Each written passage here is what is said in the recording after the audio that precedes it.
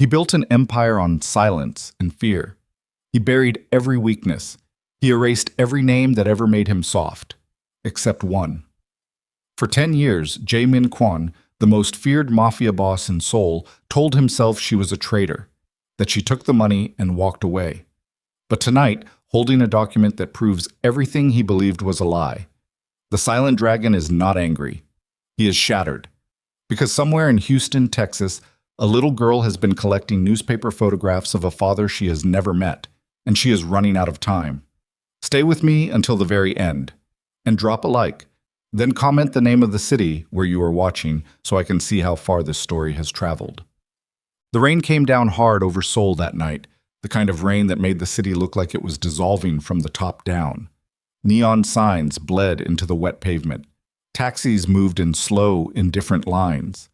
11 floors above Gangnam-gu, inside a penthouse that cost more than most men earned in 3 lifetimes, Jae-min Kwon sat alone at a mahogany desk and opened a box he had not touched in a decade. He was not a sentimental man. He did not keep photographs. He did not own anything that carried memory on purpose. The men who worked under him called him the Silent Dragon. Not because he was quiet, though he was, but because when he moved, things burned. Businesses collapsed.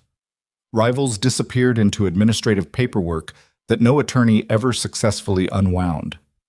He had built the Kwon organization from a mid-tier criminal syndicate into the most structurally efficient underground network in South Korea, and he had done it before he was 35.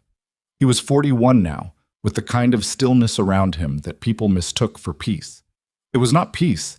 It was the absence of anything left to feel. The box was cardboard, water-warped at the corners, the kind of thing a moving company would throw out. It had come from the estate records of his grandmother's secondary property in Incheon, a house the family used for meetings they did not want documented. His grandmother, Kwon Mi-suk, had suffered a minor stroke 3 weeks ago. While her personal staff was reorganizing her affairs, a junior accountant named Park had found a storage room with filing cabinets that did not appear in any official inventory. Park had been thorough enough to digitize everything and send the files to Jae-min's private server. Loyal, efficient, no idea what he had just detonated. Jae-min had been reviewing the files for 6 days. Most of it was old operational material, vendor contracts, political donation records, the usual cartography of influence. But on the 4th day, buried inside a subfolder labeled with a date from 10 years ago, he found a name he had not allowed himself to say out loud in a decade. Brooks. Aaliyah Brooks. He had sat very still for a long time after that. Now, at 11:47 on a Tuesday night, he was reading the original documents. Not the versions his family had shown him, the originals. Wire transfer records that had been doctored. A legal agreement bearing her signature that his grandmother's lawyers had fabricated using a notary who no longer existed. A series of handwritten notes, his grandmother's elegant script, unmistakable, detailing the exact sequence of how the operation had been managed. They had done it cleanly, professionally, the way the Kwon family did everything. Aaliyah had not taken the money. She had never agreed to leave. She had been 23 years old, living in a country where she knew almost no one, and his grandmother had sent 2 men to her apartment, not to threaten her physically. That was not how Kwon Mi-suk operated. She had sent a lawyer and a woman she employed as a financial advisor, and they had sat across from Aaliyah and told her, calmly, over green tea, that Jae-min had already agreed to the separation, that he had accepted a settlement to dissolve the relationship because the family had determined she was not suitable, that there was money available to her if she signed the paperwork and left Korea within 72 hours. Aaliyah had not signed, so they showed her other documents, fabricated financial records suggesting that Jae-min had been negotiating the separation behind her back for months. They made it look like he had already taken money from a secondary account the family maintained for exactly this kind of situation. They told her the relationship had been a calculation from the beginning, that she had been naive, that she had mistaken tolerance for love. And then, this was the part that made Jae-min's hand stop moving on the desk, they told her she was pregnant before she had told him. His grandmother had known. She had sources inside the private clinic Aaliyah had visited.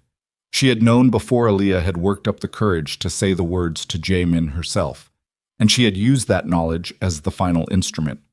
They told Aaliyah that if she stayed, the child's existence would be used to force a legal battle that would strip her of parental rights within a Korean court system the Kwon family had operated inside for 30 years. They told her she would lose. They told her the only way to protect the child was to leave, to disappear, and to never contact Jaemin Kwon again. She had left within 48 hours. Jaemin stood up from the desk. He walked to the floor-to-ceiling window that overlooked the city. He pressed one hand flat against the cold glass and breathed. Slow, deliberate, the technique his first lieutenant had taught him 20 years ago, when Jaemin was a young man learning how not to let rage make him stupid. It was not working tonight. He had believed them. That was the part he could not get past. He had been 29 years old, already ruthless, already operating on the premise that everyone had a price. When his family came to him with the documents showing Aaliyah's supposed acceptance of the settlement, he had felt the betrayal hit him like a structural failure, something fundamental in him collapsing all at once. He had looked at those papers, at what appeared to be her signature, and he had decided in the space of 3 seconds that he had been a fool, that he had allowed himself to feel something for a woman who had seen him as a transaction. He had not cried. He had not called her. He had not asked for an explanation, because he told himself that a man who needed an explanation was a man who already knew the answer and was simply stalling. He had simply closed that part of himself and gone back to work. 41 years old, a decade of running an empire with surgical precision. No relationships that lasted longer than 8 weeks, because 8 weeks was approximately how long it took a woman to start wanting something from him that he no longer had to give. No close friendships. His 2 most trusted lieutenants, Han and Cho, knew him well enough not to ask personal questions. His father maintained the public legitimacy of their business holdings and occasionally sent messages reminding Jaemin that the family's reputation required a respectable marriage. Jaemin had never responded to those messages. He picked up his phone. He called his head of information security, a man named Seo, who answered on the second ring regardless of the hour. Aaliyah Brooks, Jaemin said. American national, Houston, Texas, last known. She may be operating under a different name. I need a current address, a business registration, and whatever public digital footprint exists. You have 12 hours. Seo did not ask why. Understood. Jaemin ended the call and stood in the window for another hour, watching the rain. Seo came back in 9. Aaliyah Carter. The name change had been legal, processed through a Texas court 4 months after she returned to the United States. She had gone back to her mother's city and built something from nothing. Aaliyah Carter Events and Hospitality, incorporated 8 years ago, had grown into one of the more respected mid-sized event production companies in Houston. Corporate clients, high-end private functions, a staff of 22, according to the business registration, a reputation for flawless execution, and a principal who was, by all accounts, difficult to get personal access to. There were photographs in the business directory listing, a professional headshot. Jaemin looked at it for a long time. She had changed the way time changes people when they have been doing something hard. Her face was the same geometry he had memorized at 29 and spent 11 years pretending to forget. But there was a set to her jaw now, a directness in her eyes that had not been there before. She had become someone who did not require permission to take up space. He kept reading. The deeper file Seo had compiled, the one that went beyond public records, included an enrollment entry from a Houston private school. A student named Zara Carter, age 9, registered to a parent listed as Aaliyah Carter, 9 years old. Jaemin was very good at mathematics. He sat with that number for a long time. 9, which meant Aaliyah had been pregnant when they separated, which meant his grandmother had known, which meant the child existed, had always existed, had been existing for 9 years in Houston, Texas without him, and somewhere in the accumulated architecture of his adult life. Every decision, every acquisition, every calculated move that had built the Kwon organization into what it was, there was a child who was half him, and he had not known, and she had been 9 years old long enough that she was already somebody. He called his travel coordinator at 6 in the morning. Book a flight to Houston. Private. I need departure by tonight. Shall I notify Mr. Hunt? No. He landed in Houston 13 hours later. 1. The city hit him differently than he expected. He had been to New York, Los Angeles, Chicago, American cities with the kind of compressed intensity that felt familiar. Houston was sprawling and flat and hot in a way that felt almost aggressive, the sky enormous and pale above freeways that went on longer than seemed reasonable. His car service drove him through neighborhoods that shifted from glass towers to bungalows inside of 3 blocks. The city had no obvious logic to it. It had simply grown in whatever direction it wanted, and the people in it seemed entirely fine with that. He checked into a hotel under a subsidiary company name. He did not use the penthouse suite his coordinator had automatically booked.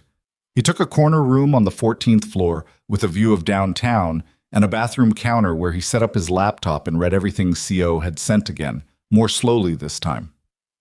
Aaliyah's company had a contract event scheduled for the following morning, a corporate hospitality function at the Meridian Hotel, one of the larger luxury properties downtown. Min had already identified 3 Quan organization subsidiaries that maintained accounts with the Meridian Group. It was a minor connection, but minor connections were all he had needed before. He did not sleep. At 8 in the morning, he showered, put on a dark suit, and went downstairs. He ate breakfast without tasting it. He drank 2 cups of black coffee and watched the hotel entrance from a table near the window while the morning traffic moved outside. At 9:45, he walked to the Meridian. He had not thought clearly about what he was going to say. That was unusual for him. Min Quan did not enter situations without a strategy. He did not have conversations without knowing his objective and his fallback position. He had given depositions to international regulatory bodies without notes. He had negotiated with men who had firearms on the table without his voice changing register. But he walked through the Meridian lobby without a plan, and that told him something about what was happening inside his chest that he was not prepared to examine directly. The hospitality event was in the Meridian's 3rd-floor ballroom. He could see the setup through the open door. Round tables with white linens, staff in black moving efficiently around the perimeter, a small staging area being adjusted at the front. He stood near the corridor entrance and watched. He was looking for her. He found her 3 minutes later. She came through a service door at the back carrying a tablet, speaking to a man with a headset who was nodding and making notes. She was dressed simply, dark blazer, structured trousers, hair pulled back, and she moved through the space like someone who had been doing this long enough that efficiency had become instinct. She touched a table arrangement and adjusted it slightly. She said something to a young woman arranging floral centerpieces, and the woman immediately changed her approach. She did it without raising her voice, without stopping walking. Jamin stood in the corridor entrance and understood completely why he had spent 11 years unable to replace her. She turned, and she saw him. He watched the recognition happen in real time. It traveled through her face like a current. First confusion, then identification, then something that was not exactly fear but was adjacent to it. The specific expression of a person who has been living carefully and has just seen a variable they had assumed was permanently removed appear without warning in their controlled environment. She held the tablet against her chest and said something quiet to the man beside her. He nodded and walked away. She stood very still for 4 seconds. Then she walked toward the service door she had come through and pushed it open and went through it. Yamin moved. He crossed the ballroom quickly, not running, and pushed through the service door into a corridor that smelled like carpet cleaner and industrial food service. He could hear her ahead. Footsteps on linoleum, moving fast. He followed. She went through a stairwell door and he caught it before it closed. She was 2 flights below him already, moving down toward the parking structure. He called her name. His voice echoed in the concrete stairwell, and she didn't stop. He caught up to her in the parking garage on the first sublevel, near a row of white vans with her company's logo on the side. "Aaliyah!" She stopped. Her back was to him. She had both hands at her sides, and he could see from the tension across her shoulders that she was working very hard to control her breathing. She turned around. "How did you find me?" It was not a question. It was an accusation. "The business registration is public," he said. "That's not what I asked." Her voice was even, flat. the voice of someone who had been preparing for this moment and was now furious at themselves for not having prepared better. How did you know to look? I found documents in my grandmother's estate records. Something moved in her face, quick, controlled. What kind of documents? The kind that explain everything, he said. The transfer records, the legal agreement they made you believe I had signed, the notary documentation, all of it, Aaliyah. I have all of it. She looked at him for a long moment without speaking. You should leave, she said. I'm not leaving. Jaemin. Her voice fractured slightly on his name, the first evidence that the evenness was costing her something.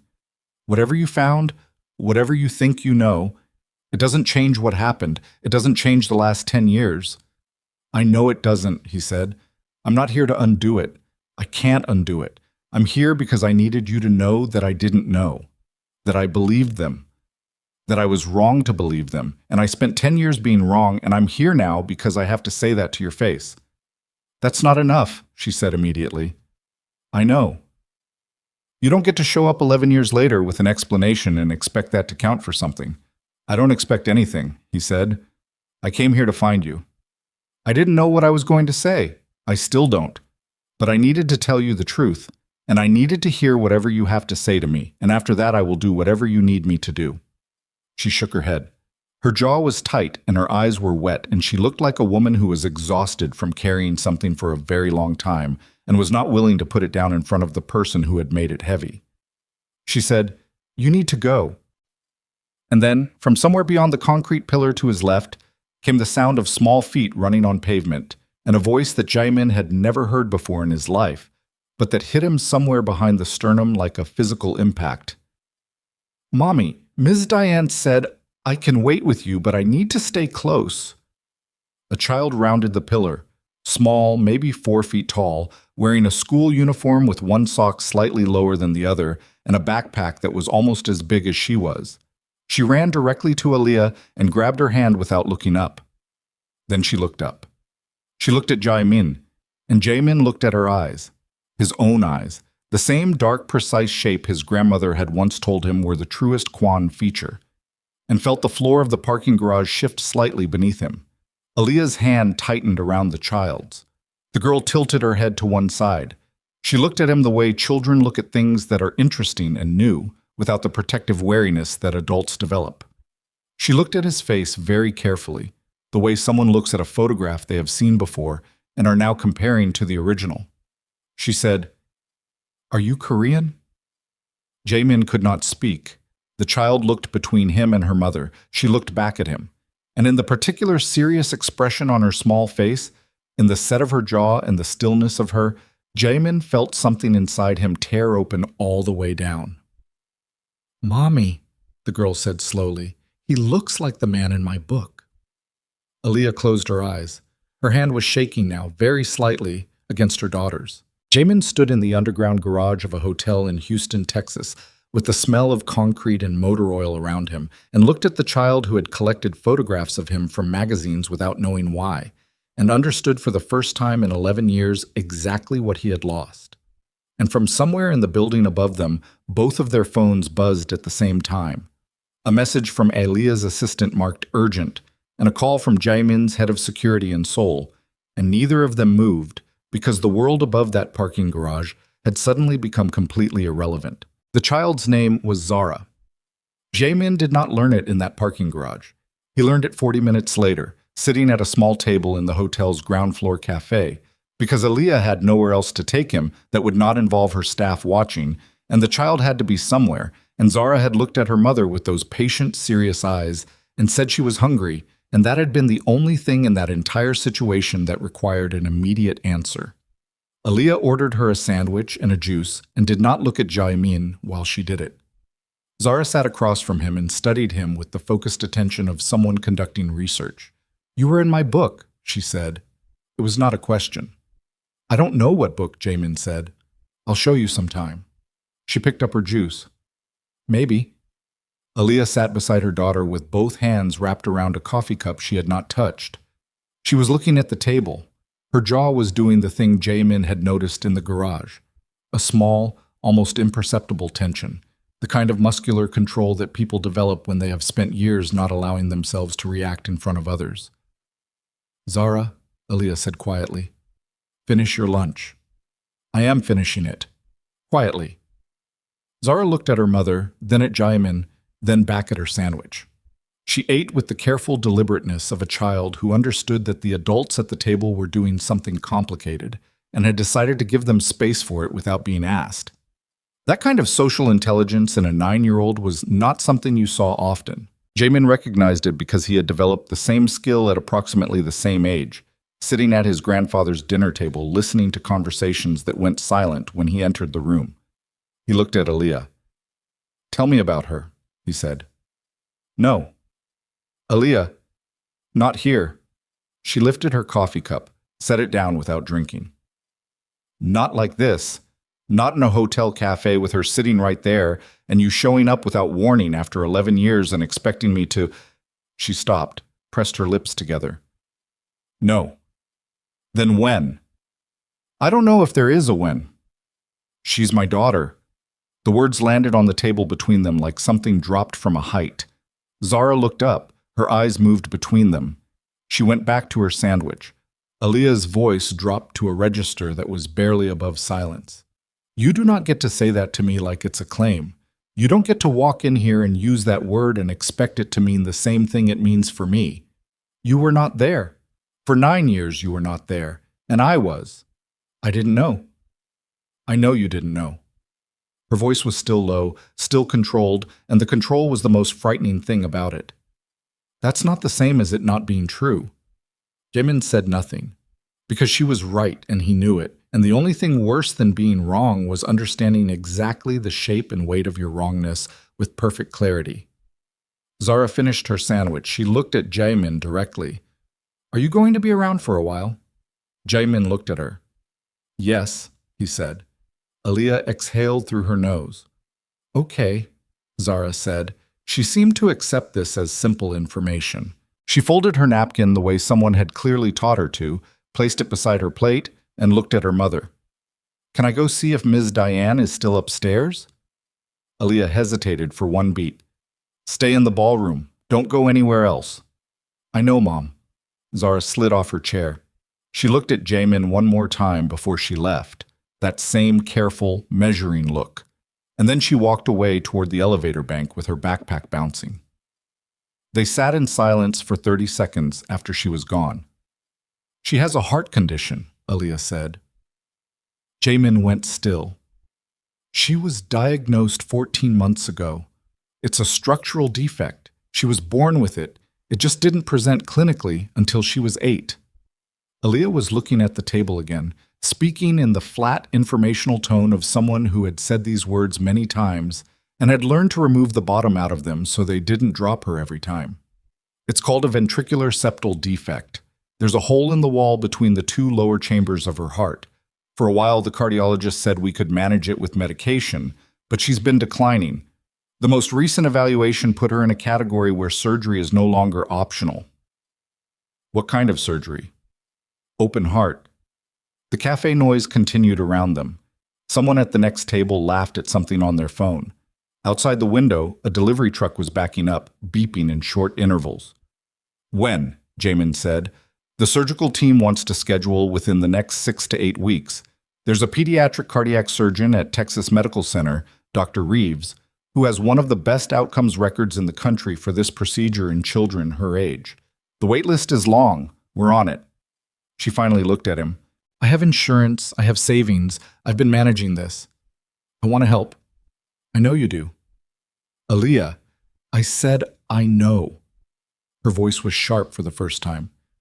"Do you understand what it means for me to sit here and tell you that my daughter, our daughter, needs surgery? Do you understand what it costs me to have this conversation with you, specifically, after everything?" She shook her head once. "I am not going to fall apart in a hotel cafe. I'm not going to do it. But I need you to understand that what you want to do and what I need are 2 completely different things, and right now I don't have any capacity to figure out where those 2 things might overlap." "Then tell me what you need." "Time," she said, "and space, and for you to not be here without warning." "I can give you 2 of those." She looked at him. "I'm not leaving Houston," he said. Her expression shifted into something that was tired in a specific way, the tiredness of someone who had expected exactly this and was not surprised but had been hoping to be wrong. She picked up her bag from the back of her chair. She stood up. "I have an event to finish running," she said. "Don't come back here." She walked toward the elevator without looking back. Jaemin sat at the cafe table and drank his cold coffee and watched a city he did not know move past the window and tried to do the mathematics of what came next. He called Han from his hotel room that afternoon. Han Seung-woo had been with him for 14 years. He was not a warm man, Han, but he was a precise one, and he was the only person in Jaemin's organization who was permitted to ask clarifying questions. He listened to Jaemin's summary without interrupting. When Jaemin finished, there was a brief silence. "The child is confirmed as yours. She's 9 years old, and she has my face, Han. I'm asking for logistical certainty. If you're making decisions based on this, I'm not making decisions. I'm telling you where I am and why, and I'm telling you that I will be here for the foreseeable future. You'll manage Seoul operations directly. Anything that requires my signature goes through the encrypted channel. Anything that requires my physical presence can wait or be resolved by you." Another brief silence. "Your father has been asking about your schedule. Tell him I'm managing an acquisition. He'll want specifics. Then tell him I'll call him when I have them." Jaemin ended the call. He did not call his father. His father called him at 7 that evening. Kwon Dae-jung was 67 years old and had the voice of a man who had spent his entire adult life in rooms where other people were required to listen to him. He spoke in Korean, which Jaemin answered in kind. The conversation moved quickly through the surface. Some concerns about the Incheon expansion, a regulatory issue with one of their subsidiary communications companies, and then his father arrived at the actual subject. "You're in America." "Yes." "Han told me you're managing an acquisition." "I am." "Han also told me you went alone, without a security detail, without notifying anyone." A pause. "That's not an acquisition, Jaemin. That's personal." Jaemin stood at his hotel room window in the gathering Houston dark. The city was lighting up below him, freeways going red and white with taillights and headlights, the kind of organized movement that looked from above like a circulatory system. "I found documents in grandmother's estate files," he said. Silence. "I know what was done to Aaliyah Brooks," Jaemin said. "I know what grandmother did. I know what was used against her. And I know about the child." His father's voice, when it came back, was careful in a way that told Jaemin everything. "That was a long time ago. It was 9 years ago. She's been raising my daughter alone for 9 years. Jaemin, did you know?" The pause was long enough to be its own answer. "You knew," Jaemin said. "Your grandmother believed she was protecting—" "Did you know about the child?" A longer pause. "Your grandmother mentioned the pregnancy. At the time, the decision had already been made. We thought—" "You thought what?" His voice had not changed register. That was the thing about training yourself not to react. Sometimes the stillness was more frightening than anger would have been. "Tell me what you thought, Father. I want to hear the specific sentence." "We thought it was better this way." Jaemin pressed his free hand flat against the window. The glass was cool. Outside, Houston continued to exist, indifferent and enormous. "I'm going to stay here," Jaemin said. "I'm going to find a way to be part of my daughter's life, and I'm going to do whatever Aaliyah needs me to do to make that possible. Whatever you and grandmother think about that is not my concern anymore." "You're talking about abandoning the organization. I'm talking about my daughter, who needs heart surgery, who is 9 years old and has been collecting newspaper photographs of me because she didn't know what else to do with the information that her father existed but wasn't there." His voice was completely level. "Don't call me about this again unless you're calling to apologize." He hung up. He stood at the window for a long time after that. Dots. 3 days passed before Aaliyah answered his text message. He had kept it simple. "I'd like to meet Zara properly. On your terms, your timeline, your location. I will wait as long as you need." She replied on the third day, Thursday, 4 p.m., Riverside Park. "Come alone and don't dress like that." He did not know what "like that" meant precisely, but he assumed it referred to the suit. He arrived Thursday in dark trousers and a plain shirt, no tie, and sat on a bench near the duck pond at 4 o'clock exactly. Aaliyah arrived at 4:07 with Zara beside her. The child was in a different school uniform. Different school, different day. And she was carrying something under her arm that looked like a binder. She sat down next to Jamin without any preamble and put the binder on her knees. It was a scrapbook, handmade, the cover decorated with careful lettering and what appeared to be printed images laminated and glued to cardstock. She opened it without ceremony and turned it to face him. The first page had a photograph from what Jamin recognized as a Korean business magazine from 7 years ago, a profile piece on emerging power in the Kwan organization. The photograph was a formal one, him in a suit at a press event, half turned from the camera. Zara pointed at it. "That's the first one I found. I was 6. My friend Priya's mom was reading a magazine and I saw your face and I thought you looked like me." Jamin looked at the photograph. He looked at the child. He said nothing because there was nothing to say that would not be inadequate. "I didn't know who you were," she continued. She didn't talk about you, so I did research." She said this with complete seriousness, as though research were a natural response available to 6-year-olds. "I found more pictures. I put them in here. I kept finding new ones." She turned a few pages. Korean financial publications, an international business news photograph, what appeared to be a cropped image from a social media post of a public event. Each one was labeled in careful child's handwriting with the date she had found it. "I didn't show Mom for a long time. I thought she might be sad." Aaliyah was sitting on Zara's other side, looking at the duck pond. Her profile was still and controlled, and Jamin could see the effort it was taking. "I'm not angry at you," Zara said. She said it conversationally, the way a child states a fact that seems obvious but might need confirming. "I know you didn't know about me." Mom explained it. She said it was complicated. She looked at him. "Was it complicated?" "Yes," he said. "Okay." She turned another page. There were a dozen photographs on this one, arranged chronologically. "I'm going to need surgery soon," she said. "For my heart." "Did Mom tell you?" "She did." "I'm not that scared." She considered this. "I'm a little scared, but Dr. Reeves said she's done it lots of times." She looked at the photographs. "I thought maybe if I could meet you before the surgery, it would be good. In case." She did not finish the sentence. She did not need to. The specific weight of those 2 words, "in case," landed on Jamin with a force that had nothing to do with his chest and everything to do with it. He said, "I'm going to be here, before and after." She looked at him. "Promise?"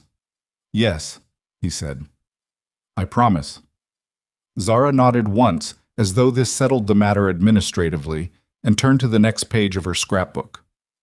Aaliyah stood up abruptly. "I need a minute," she said, to no one in particular, and walked 20 feet down the path toward the water and stopped there with her back to both of them. Haimin watched her. He could see from the movement of her shoulders that she was breathing through something she did not want either of them to witness. He did not go after her. He stayed with Zara, who had moved on to explaining which photograph had been the hardest to find and why, and let Aaliyah have the 20 feet and the view of the water and the privacy of her own grief. When she came back, her eyes were dry and her jaw was set, and she looked at him with the expression of a woman who has made a decision she is not entirely comfortable with and has decided to commit to it anyway. "You can see her," she said. "Structured visits, my schedule, my rules, my locations. You don't show up unannounced. You don't make her promises you can't keep. You don't tell her anything about your life in Seoul without talking to me first." "Agreed," he said immediately. "I'm not forgiving you," she said. "That's not what this is." "I know. I'm doing this for her, not for you." "I understand." She looked at him for a long moment. Whatever she was looking for in his face, she either found it or decided the search was over. "Thursday next week, same time." She held out her hand to Zara. "Come on, baby." Zara took her mother's hand. She looked back at Jamin over her shoulder as they walked away. She raised her free hand in a small, solemn wave. He raised his hand back.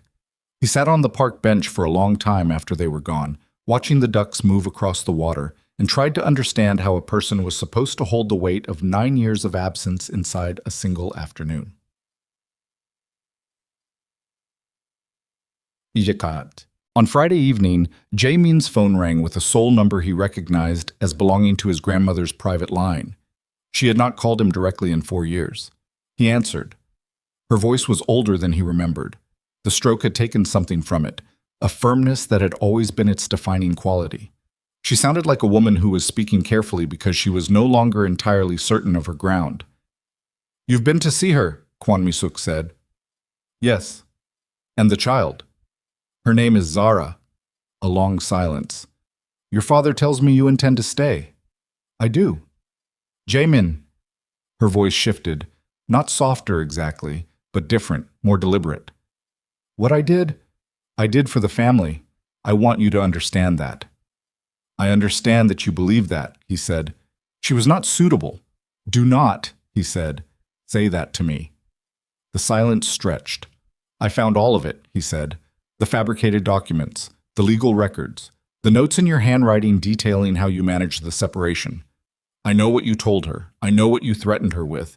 I know that you knew she was pregnant and used it." His voice remained completely even. "I am not going to have a conversation with you about whether what you did was justified. I am telling you that I know, and that I am staying, and that you will have to decide what kind of relationship you want to have with me going forward with that knowledge between us." Another silence. When she spoke again, something in her voice was different in a way Jae-min could not immediately name. "She was just a girl," Kwon Mi-suk said very quietly. "Yes," Jae-min said. "She was." He ended the call. He set the phone face down on the hotel room desk and sat in the chair beside it, and did not move for a long time. He did not know what his grandmother had meant by those last words, whether it was Aaliyah she was referring to, or the child, or perhaps herself a long time ago, in a circumstance no one had ever told him about.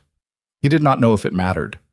What he knew was that the following Thursday, he would sit in a park in Houston, Texas, and a small girl with his eyes would show him photographs she had collected because she had not known what else to do with the knowledge that he existed. And the Thursday after that, and the one after that, and he would be present for the surgery because she had asked him in that clear-eyed, careful way, in case, and no power in any organization he had ever built was going to move him from that position. His phone buzzed on the desk. A message from CO. Routine operational summary, Seoul. He turned it face down again and did not read it. And then his phone rang with a number he did not recognize, a Houston area code. And when he answered, the voice on the other end was not Aaliyah, but a woman who identified herself as Aaliyah's assistant, and her voice was tight with the specific controlled panic of someone delivering news they had been told to deliver calmly. "Mr. Kwon, I'm sorry to call you directly. Ms. Carter gave me your number for emergencies. Zara was admitted to Texas Medical Center about an hour ago. Her condition deteriorated this afternoon. They're saying the surgery can't wait 6 weeks." Jae-min was already standing. "They're scheduling it for Monday," the assistant said. "Ms. Carter thought you should know. She said—" A brief pause, the sound of the woman composing herself. "She said she didn't want you to hear about it after." Jae-min grabbed his jacket from the back of the chair. "Tell her I'm on my way." He was out the door before the call ended, moving through a hotel corridor in Houston at 9 o'clock on a Friday night toward a hospital where his daughter was lying in a bed with a broken heart. And behind him, somewhere over the Pacific, the weight of everything he had built and everything he had destroyed was shifting in a way that would not shift back. The hospital smelled like cold air and industrial cleaner, and underneath both of those things, something antiseptic that coated the back of the throat and stayed there. Jae-min walked through the Texas Medical Center main entrance at 9:47 on a Friday night, moving at the pace of a man who did not intend to be stopped by anyone, and no one stopped him. He found Aaliyah in a waiting area on the 4th floor cardiac unit. She was sitting in a plastic chair against the wall with her coat still on and her bag in her lap, and her hands wrapped around a paper coffee cup that was no longer warm. She looked up when he came through the corridor doors, and he saw the precise moment she registered that she was relieved he was there and hated herself slightly for it. He sat down beside her without speaking. She said, "They stabilized her. She's sleeping. They have her on a drip to regulate the arrhythmia. What happened? She collapsed at home. She said she felt dizzy after dinner, and then Aaliyah stopped. She pressed her lips together. She was conscious the whole time. She kept telling me she was fine. She kept saying, "Mom, I'm fine," like I was the one who needed calming down. Her voice did not break, but it came close to the edge and then pulled back by force of will. She's 9 years old, and she was lying on the kitchen floor telling me not to panic. Jamin looked at the floor. The linoleum was a pale institutional gray with a faint blue undertone, the kind of color chosen specifically because it implied cleanliness without implying anything else. "Dr. Reeves is coming in tomorrow morning," Aaliyah continued. "She wants to do a full imaging workup, and then she's going to give us a surgical timeline. She said possibly as early as Monday. She said we can't—" She stopped again. She said we're past the point where waiting is a reasonable option. "All right," Jamin said. "It's going to cost. I'm paying for it." "Jamin?" "Aaliyah." He turned to look at her directly. "Not as a negotiation, not as something you owe me anything for. She is my daughter, and she needs surgery, and I am paying for it. That is not a conversation." She looked at him for a long moment. He could see the complicated machinery of her pride working against the reality of the situation, and he watched her make the decision the way he had watched her make decisions in the hotel ballroom, efficiently, without performance. "Okay," she said. They sat in silence for a while. The fourth-floor cardiac unit at 9:50 on a Friday had the particular quiet of a place where serious things were happening behind closed doors, and the people in the hallways were moving with the careful purposefulness of those who understood that. "Can I see her?" Jamin said. Aaliyah was quiet for a moment. "She's sleeping." "I won't wake her." Another moment. She stood up and he followed her down the corridor to a room at the end where a nurse checked Aaliyah's visitor band and looked at Jamin with the practiced neutrality of someone who had seen every variety of complicated family situation and had opinions about none of them. The room was dim. The monitoring equipment made small, regular sounds.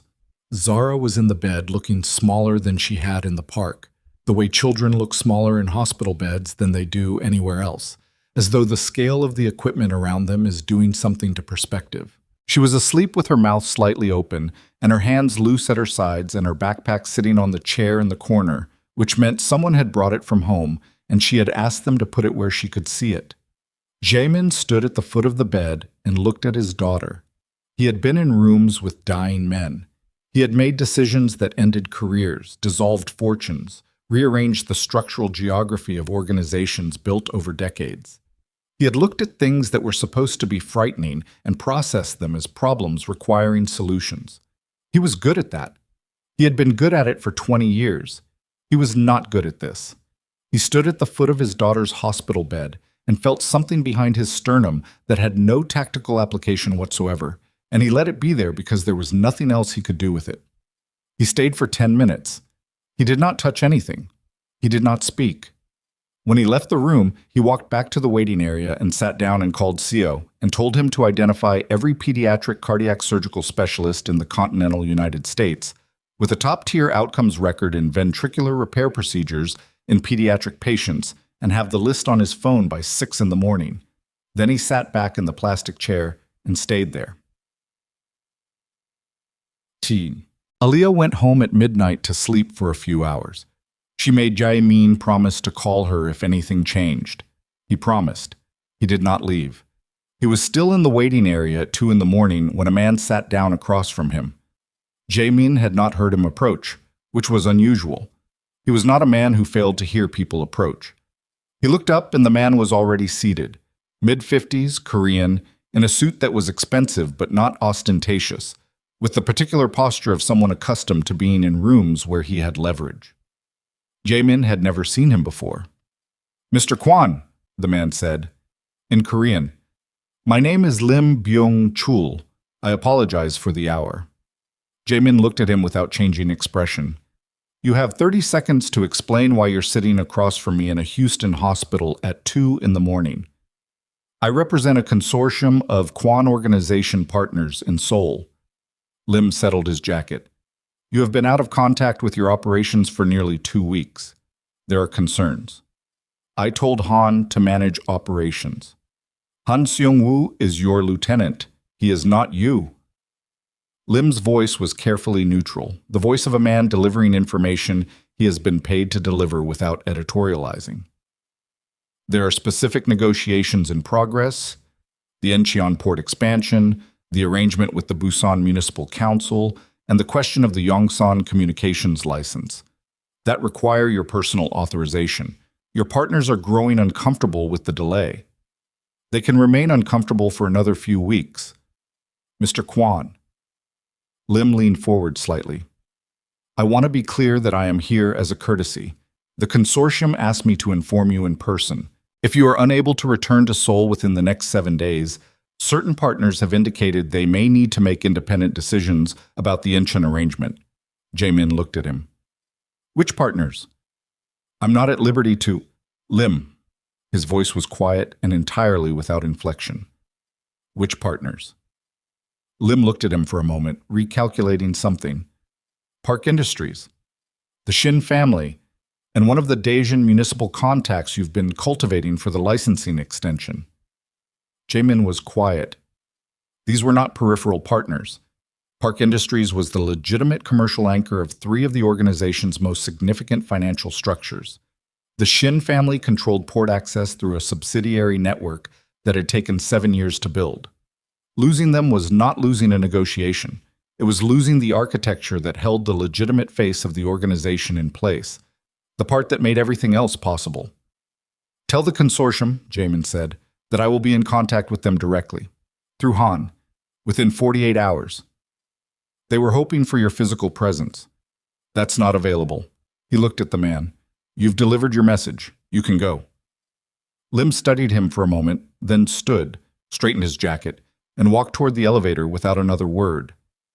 Jae-min sat in the plastic chair in the cardiac unit waiting room and looked at the pale gray linoleum and understood that the thing he had been telling himself was a temporary situation was not, in fact, temporary.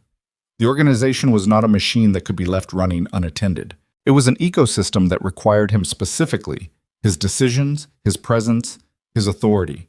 And the people inside it had been patient for 2 weeks, and were beginning to move in the directions that people move when they sense that the authority above them has become unreliable. He stayed in the waiting room until morning. Dr. Reeves was a compact woman in her late 40s with close-cropped gray hair and the efficient manner of someone who had spent decades making complex information comprehensible to frightened people. She met with Aaliyah and Jae-min together at 8:30 Saturday morning in a small consultation room off the cardiac unit corridor. She did not appear surprised that there were 2 parents. She did not ask for explanation. She opened the imaging on the room's display screen and walked them through it with the directness of someone who respected the people across from her enough not to soften the architecture of the facts. The defect was larger than the previous imaging had indicated. The deterioration over the past 3 weeks had been faster than the projected rate. The arrhythmia episode the previous evening suggested the heart was compensating in ways that were no longer sustainable without intervention. We schedule Monday, Dr. Reeves said. The surgical team I want is available. The procedure will take between 4 and 6 hours depending on what we find once we're in. Pediatric open heart repair at her age and defect profile has a strong outcomes history. I want to be honest with you about the risk because I think you both deserve that. It is not without risk. The repair itself carries a standard surgical risk profile, and because of the arrhythmia presentation, we'll have a cardiac electrophysiology team on standby. She looked at them both steadily. She's healthy otherwise. She's strong. I've operated on children in significantly more compromised condition than Zara, and they are living completely normal lives. I want you to hold that. Aaliyah was writing in a small notebook. She had been writing since Dr. Reeves began speaking. Her handwriting was small and precise, each line close to the one above it, the handwriting of someone managing the volume of what they were receiving by containing it in organized form. Jae-min sat with his hands flat on the table and listened to every word and filed it with the same systematic attention he applied to every piece of information that mattered. But beneath the systematic attention, behind everything organized and controlled, was a frequency of fear he had not experienced since he was very young and had not known yet how to convert it into something useful. "I want a second opinion," he said, "not because I question your assessment, because she's 9 years old and this is her heart, and I want to know that we have confirmed this from every available source." Dr. Reeves looked at him. "I'd recommend the same thing if she were mine," she said. "I can connect you with Dr. Tanaka at Cleveland Clinic and Dr. Morrison in Boston. Both are peer level for this procedure. I'll have my office send the complete imaging and case file to both of them today. You can expect responses by Sunday." "Thank you," Jamin said. Aaliyah was still writing. She wrote one more line and then she closed the notebook and she sat for a moment with both hands on the cover and her eyes down. Dr. Reeves left them alone in the consultation room. They sat there quietly for a minute. "I called my mother last night," Aaliyah said. "She's coming down from Dallas. She'll be here this afternoon." Jamin nodded. "She doesn't know about you," Aaliyah said. "I mean, she knows you exist. She knows the situation. She doesn't know you're here. How do you want to handle that?" Aaliyah laughed, short, without humor, the laugh of someone who finds a situation absurd rather than funny. "I have absolutely no idea," she said. "I'm going to figure out my daughter's heart surgery first, and then I'm going to figure out how to explain to my mother why the man who—" She stopped. "One thing at a time." "All right," he said. She looked at him across the consultation table. In the fluorescent light of the small room, she looked exhausted in the specific way of someone who has been managing a crisis with high competence and has temporarily run out of the energy required to keep the competence in front of the exhaustion. "Why are you still here?" she said, not hostile, genuine. He considered the question. "Where else would I be?" he said. She looked at him for a long moment. "Seoul," she said, "running your empire. That's where Jamin Kwan is supposed to be." "Jamin Kwan is supposed to be here," he said. "He just took 11 years to figure that out." She looked away. She picked up her notebook and put it in her bag and stood up. "I'm going back to sit with her," she said. "You should eat something. You've been here all night."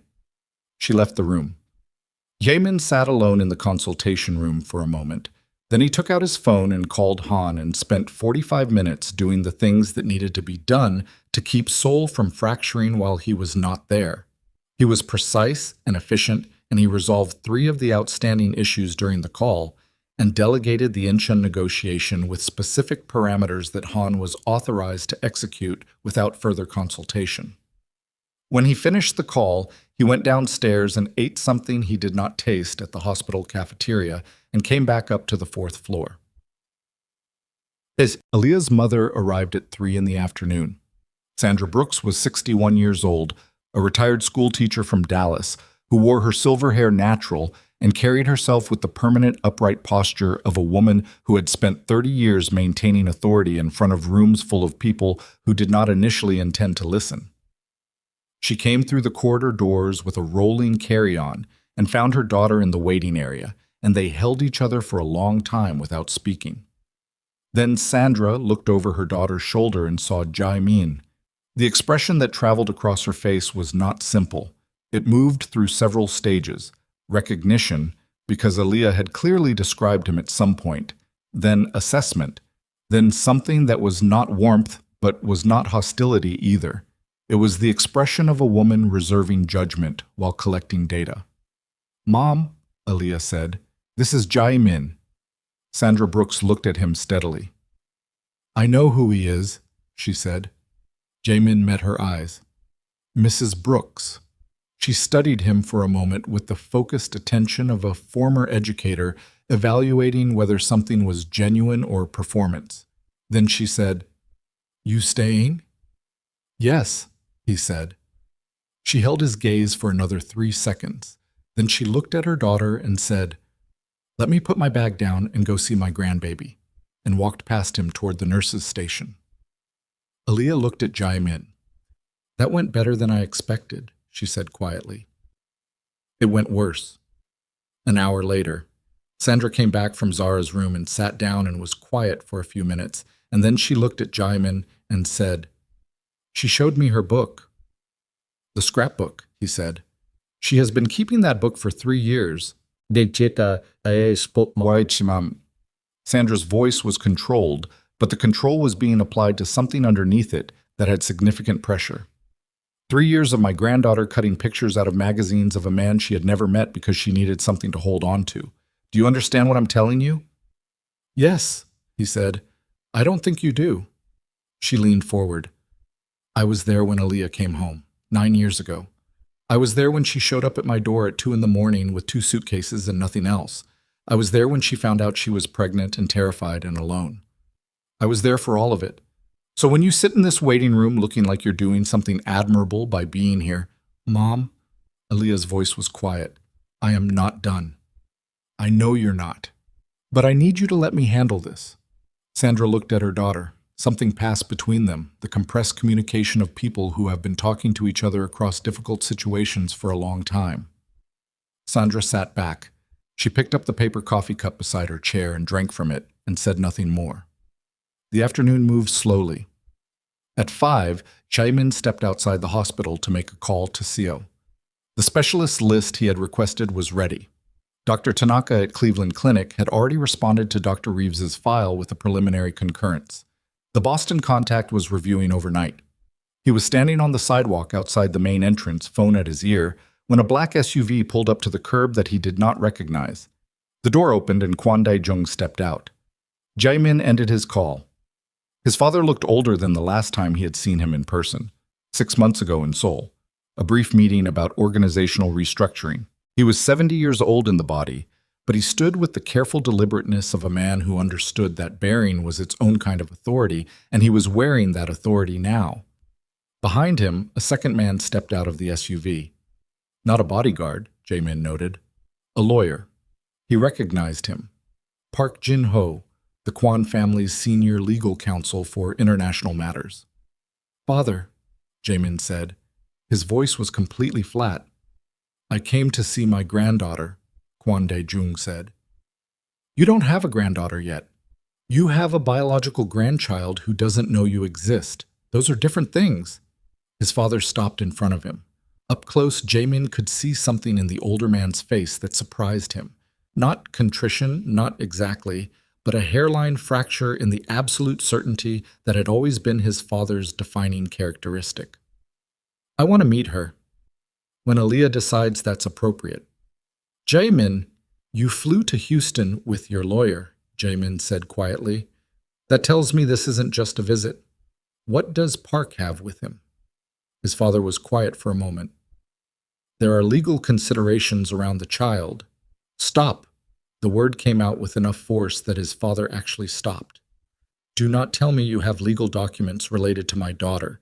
Do not tell me that you flew here with a family lawyer while she is lying in a cardiac unit upstairs. Do not... He stopped. He made himself breathe. The technique was not working again, the same way it had not worked the night he found the documents in his grandmother's estate files. What does Park have? His father looked at him steadily. Your grandmother asked him to prepare a document. An acknowledgement of paternity structured in a way that brings the child formally into the Kwon family registry under Korean legal convention. It requires Aaliyah Carter's signature to be valid in an American jurisdiction, but she will not sign it. If she understands the benefits to the child in terms of the family's legal and financial protections, she will not sign it. Jaemin's voice had gone back to flat, which was worse than when it had been forceful. And I'm going to tell you something, Father, and I need you to hear it completely. If you go into that hospital and present Aaliyah with legal documents while her daughter is waiting for heart surgery, I will remove myself from the Kwon organization permanently. Not temporarily, not as a threat, as a fact. I will liquidate my shares through the structures we have in place. I will transfer operational authority to Han, and I will spend the remainder of my life in Houston as a private citizen. Park knows exactly what that does to the organization's structural integrity. Park Jin-ho, standing 3 feet behind Kwon Dae-jung, was looking at a spot on the sidewalk with the concentrated neutrality of a man who did not want to be part of this conversation. Kwon Dae-jung looked at his son for a long time. You would do that, he said. Not a question. I would. His father looked at the hospital entrance. He looked back at Jaemin. Something in him shifted. Not collapsed, Kwon Dae-jung did not collapse, but recalculated, the way powerful men recalibrate when they encounter a resistance they did not anticipate. "Put the documents away, Park," he said, without turning around. Park Jin-ho nodded and said nothing. Kwon Dae-jung looked at his son. "I would like to see the child, when it's appropriate." "When the mother agrees." "I'll ask her," Jaemin said. His father nodded once. He looked at the hospital entrance again, and in the look was something Jaemin had not seen on his father's face in a very long time, something that was almost uncertain. "Is she going to be all right?" he said. "The girl?" "The surgery is Monday," Jaemin said. "Dr. Reeves is the best there is." His father nodded again. He turned and got back into the SUV. Park followed. The door closed and the vehicle pulled back into traffic. Jaemin stood on the sidewalk in the Houston evening heat and understood that he had just made a threat to his father that he had meant completely and would execute without hesitation, and that the organization that had defined the entire structure of his adult life had, in the space of this conversation, become a secondary concern. He went back inside. He rode the elevator to the 4th floor and came through the corridor doors and found Aaliyah standing in the middle of the waiting area looking at her phone with an expression that stopped him. "What happened?" he said. She looked up. Her face was the color of someone who has received a physical shock. "The insurance company," she said. Her voice was strange, flattened out, the way voices go when the mind is still processing something and has not yet assigned it a proper emotional register. "Dr. Reeves's billing coordinator just called. The insurance company reviewed the pre-authorization for the surgery and they're—" She stopped. She pressed her hand flat against her sternum for a moment. "They're denying it. They're classifying the procedure as elective based on a prior review code that was entered incorrectly 18 months ago. They say the defect was categorized as non-urgent in their system. And because it was categorized that way, they're saying Monday's surgery doesn't meet the emergency threshold for expedited coverage." Jaemin looked at her. "We'll pay for it directly." "The surgery costs $430,000, she said, "not including the anesthesia team, not including the electrophysiology unit on standby, not including the post-surgical ICU care." She looked at him with an expression that was not a request and was not hope and was not anything he had a clean name for. "I have savings. I have a business. I do not have $430,000 liquid." "I do," he said. She looked at him for a long moment. "Jaemin?" "Aaliyah." His voice was quiet and entirely certain. "Let me do this one thing." The corridor was very still around them. She closed her eyes for 3 seconds. When she opened them, something had changed in the fundamental structure of the distance she had been maintaining between them since the parking garage. Not gone, not resolved, but shifted, the way a load-bearing wall shifts when something adjacent to it finally gives. "Okay," she said. He nodded. He took out his phone and called his financial director in Seoul and spoke for 4 minutes in a mixture of Korean and English while Aaliyah stood across from him and watched him dismantle whatever remained of the wall between who he had been and what he was becoming. When he ended the call, he said, "Dr. Reeves's billing department will have the transfer confirmation by 9 tomorrow morning." Aaliyah looked at him.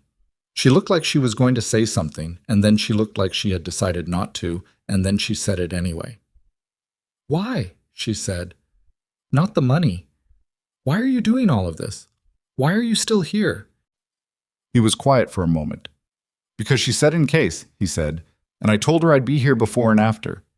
And I have spent 11 years being a man who kept his word to everyone except the people who deserved it most." Aaliyah's jaw moved. She looked at the floor.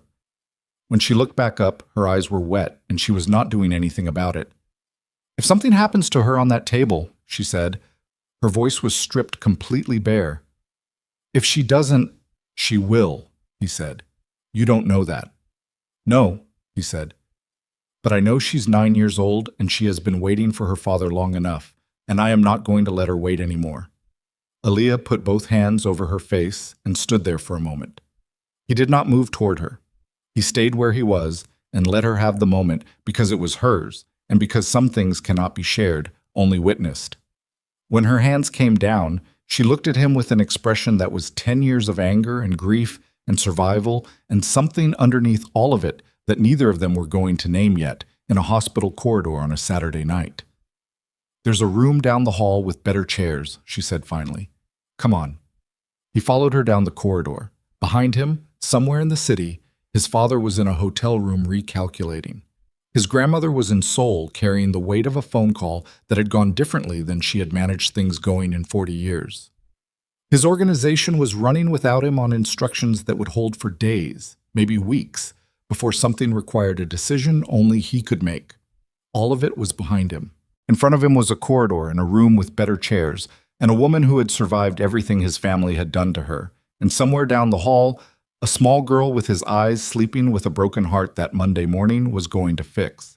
And in Jae-min's pocket, his phone buzzed once. A message from Han marked urgent. 3 words that told him the Incheon situation had moved faster than the parameters he had given Han could contain, and that there was a decision required that could not be delegated, and that if he was not in Seoul within 72 hours, the deal would collapse and take 2 other structures with it. He read the message. He put the phone back in his pocket. He walked through the door that Aaliyah was holding open and sat down in a chair that was marginally better than the ones in the waiting area, and he did not call Han back. The room with better chairs had a window that faced the hospital's interior courtyard, a small square of outdoor space with 2 benches and a tree that nobody appeared to use. At 10 o'clock on a Saturday night, the courtyard was dark, except for a single ground-level lamp that made the tree's shadow go long and strange across the pavement. Jae-min sat in the chair nearest the window. Aaliyah sat across from him with her legs pulled up and her back against the armrest, the posture of someone who had decided to be uncomfortable in a specific direction because it was better than the alternatives. Sandra had gone to the hotel 2 blocks away at Aaliyah's insistence at 8 o'clock after extracting a promise that she would be called the moment anything changed. Nothing changed. They sat in the room with the window in the courtyard and the single lamp, and the monitors down the hall made their small, regular sounds. And occasionally a nurse walked past the open door with the quiet efficiency of people who worked the night shift and had stopped performing for the benefit of the people watching. Jae-min's phone was in his pocket. He could feel it the way you feel something that requires a response you are not ready to give. A physical awareness, slightly pressured, located precisely. Han had sent a follow-up message at 9:45. 2 sentences. The Incheon partners had moved their meeting to Sunday morning Seoul time, which was Saturday evening Houston time, and they were not going to wait past that meeting for Haemin's position. If he was not reachable by then, they were going to interpret his absence as divestment and proceed accordingly. Jae-min had read it and put the phone back in his pocket. "You keep doing that," Aaliyah said. He looked at her. "Your pocket," she said. "You keep touching your phone and not looking at it. There's something in Seoul that needs a decision." "How bad?" He considered how honest to be. Then he remembered that he was sitting in a hospital room at 10 at night after making a threat to his father that had been entirely genuine, and that the woman across from him had survived 11 years of consequences from people who had not been honest with her. And he said, "If I don't respond by tomorrow morning, their time, I lose a partnership structure that took 7 years to build. It will destabilize 3 other business relationships and probably trigger a restructuring that Han is not equipped to manage alone." Aaliyah was quiet for a moment. "So go." "No." "Jae-min, no," he said again, not forcefully, just finally. She looked at him with an expression that was not gratitude and was not the opposite of gratitude, but was somewhere in the territory between what a person feels when someone does something they did not ask for and cannot fully accept. "You're going to lose things," she said. "Yes." "Important things." "Yes." "And you're just—" She stopped. She shook her head slightly, a small movement that was not dismissal but something more like recalibration, a person adjusting to information that does not fit the existing model. "Okay," she said finally. "Okay." They were quiet for a while. At some point after midnight, she fell asleep in the chair, her head tipped against the back of it, her hands loose in her lap. Jae-min did not sleep. He sat in the chair by the window and watched the courtyard and the long, strange shadow of the tree. And at 2 in the morning, he took out his phone and called Han. "Incheon is gone," he said when Han answered. Let it go. I need you to contact Park Industries directly. Speak to the elder Park, not the son, and tell him I will call him personally on Monday. I will give him the Yongsan license arrangement as a standalone deal. That keeps him from following the Shin family out. The Shin family is going to leave regardless of what we do, so begin the process of identifying who their port contacts will work with next and position us to be the answer. Document everything and send it to me by tomorrow night. Han was quiet for 3 seconds. The Inchin deal was worth, I know what it was worth. Another beat. All right, Han said. He did not ask why. He had been with Jaemin for 14 years, and he understood which questions were not questions. Jaemin ended the call. He had just surrendered a deal worth more money than most nations carried in particular reserve accounts, and he felt it the way you feel something you have been holding for a long time when you finally put it down. A specific muscular release, complicated by the fact that the weight had been so familiar that its absence was almost disorienting. He looked at Aaliyah sleeping in the chair. He looked at the courtyard. He stayed awake until morning. Sunday arrived the way hospital Sundays do, without announcement, the light changing gradually in the window, and the shift change happening in the corridor, and the quality of the building's silence shifting from the particular quiet of 3 in the morning to the different quiet of 7, which had more movement in it. Aaliyah woke up and looked at him and said, "You didn't sleep. I don't need much." "That's not what I asked." She straightened in the chair and pushed her hair back and pressed both palms flat against her eyes for a moment.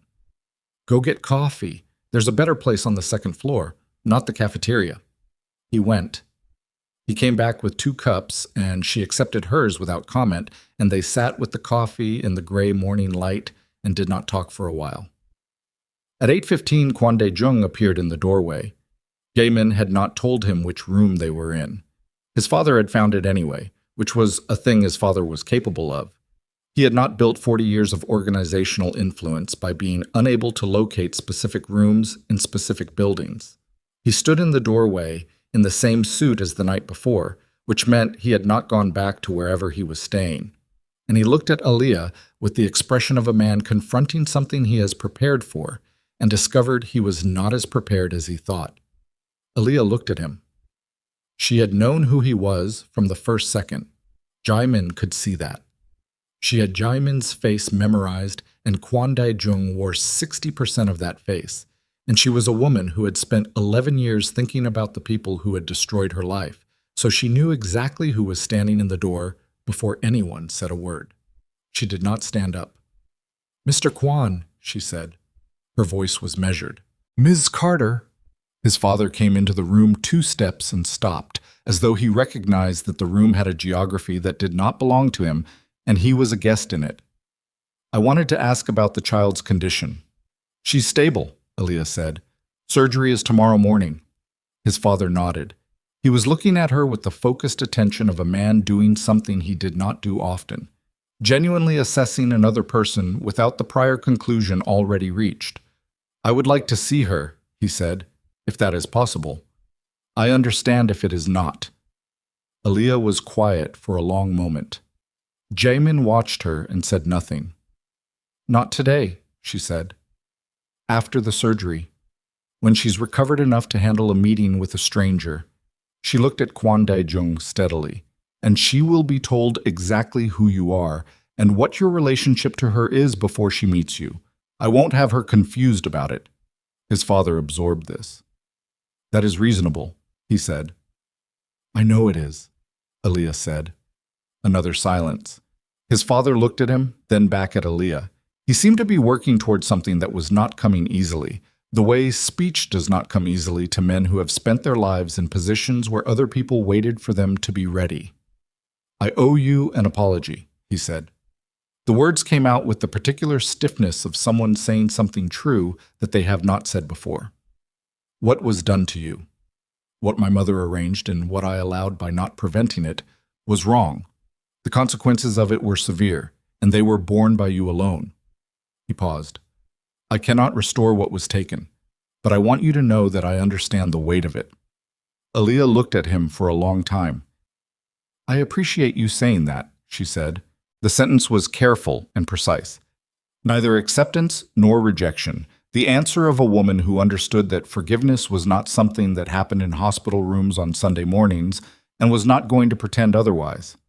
His father nodded once. He looked at Jae-min. Something passed between them. Not warmth, not resolution, but the specific acknowledgement of two people who have arrived at a boundary they are both going to have to live on opposite sides of for a while. His father left without saying anything else. Aaliyah exhaled slowly when the doorway was empty again. He practiced that, she said.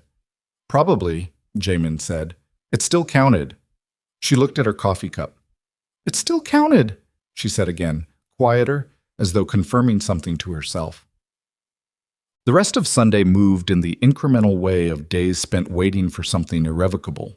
Dr. Reeves came by at noon to walk them through the surgical timeline. First cut at 7 Monday morning, the team staging at 6, Zara to be transferred to the pre-surgical unit at 5:30. She should eat nothing after midnight. She should sleep if she could. Sandra arrived from the hotel at 2 in the afternoon with food she had apparently cooked in the hotel room's microwave, supplemented by things from a nearby grocery store, packed into containers with the focused practicality of a woman who addressed crisis through provision. She set it out on the room's side table without commentary and looked at Jae-min and said, "You need to eat something that's actually food," and put a container in front of him. He ate it. Sandra watched him eat with the expression of a woman recalculating, slowly and without announcement. At 3 o'clock, Zara was awake and allowed visitors for an hour. They went in. Aaliyah, Jae-min, Sandra, and the room rearranged itself around the child in the bed who was the reason all of them were there. Zara was alert and slightly irritated about the IV in her left hand and wanted to know if her backpack was still in the corner, which it was, and then she wanted to know if Jae-min had eaten anything, and when Sandra said she had made him, Zara nodded with the satisfaction of someone whose instructions have been carried out. "Are you scared?" Aaliyah asked her. "A little." She looked at her IV hand. "Not about the surgery, about after." She looked up. "What if after feels different?" "Different how, baby?" Zara thought about it. "Like, what if I wake up and everything is the same but I feel different? Like the thing they fix changes something else." Aaliyah sat on the edge of the bed and took her daughter's hand carefully, mindful of the IV. "Dr. Reeves is fixing the thing that was making your heart work too hard," she said. "After that, your heart gets to just be a heart. It doesn't have to compensate anymore." Zara considered this. "Okay," she said. She looked at Jae-min. "Will you be there when I wake up?" "Yes," he said. "Both of you?" "Both of us," Aaliyah said, without looking at him. Zara settled back against the pillow with the expression of someone who has received confirmation of a logistical arrangement they considered important. "Okay," she said again. "I'm going to sleep now. You can stay if you want, but you don't have to."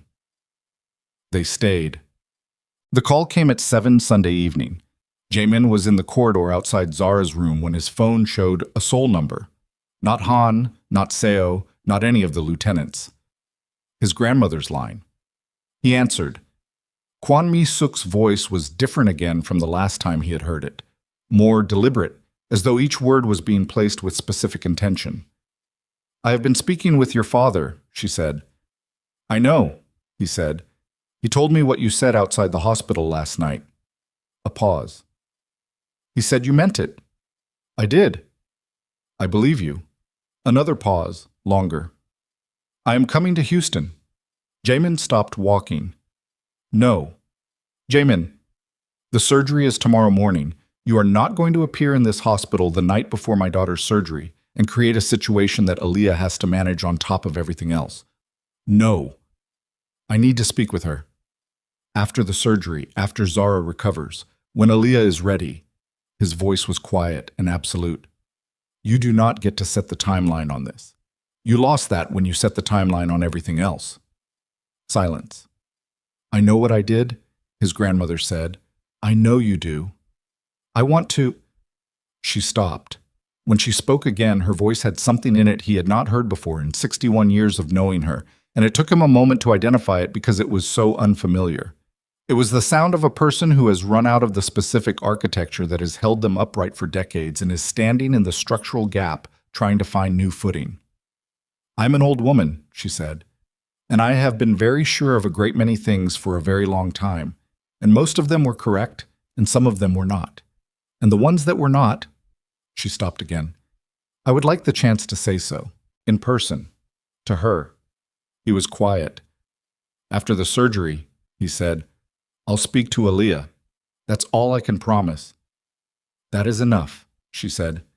He ended the call and stood in the hospital corridor and looked at the linoleum for a moment, and then went back into the room where his daughter was sleeping.